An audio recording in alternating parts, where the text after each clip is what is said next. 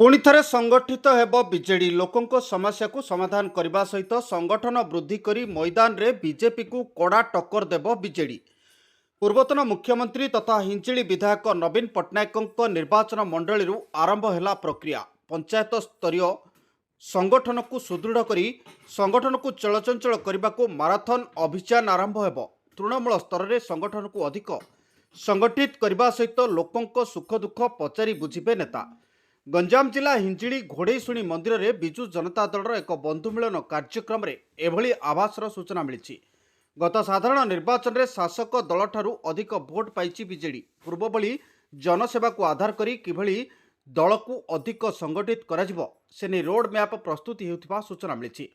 कार्यक्रम में आसिका लोकसभा बीजेडी सांसद प्रार्थी रंजिता साहू जोगदी कर्मकर्ता को धन्यवाद देवा सहित सुसंगठित होगापी आह्वान देते। बहुत सारा बैटल हुए, आमे खाली गोटे बैटल हारिछे, आउरी बहुत बैटल हमको जितबार अछि। आगामी आसुची हमर 2027 रे आसुची हमर पंचायत इलेक्शन, तापर आसुची हमर अर्बन इलेक्शन। आमे खाली गोटे मात्र बैटल हारिछे 2024 रो। एइटारे हमर किछि माने हम मन खराब करबा किछि दरकार नै। नवीन बाबू एबे भी बहुत भल पाउछन आपण समस्त को भी आपण को सांगरे सेमिति संग्राम करिबो, संघर्ष करिबो, आपण को सांगरे छिड़ा हबो एवं आगु को हमें केमते जी पंचायत इलेक्शंस को पुणी हमें आसीबा दृढ़तार सहित आसीबा।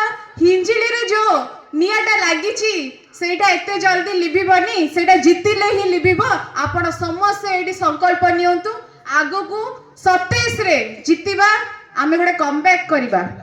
29 रे आमे पुणी नवीन बाबू को हिंजिली निर्वाचन मंडली पुणी थरे नवीन बाबू को सीएम पोस्ट देखिबा। आपण समस्त एठी मंदिर सम्मुख रे बसिचंती। आज संकल्प करंतु वंदे उत्कल जननी।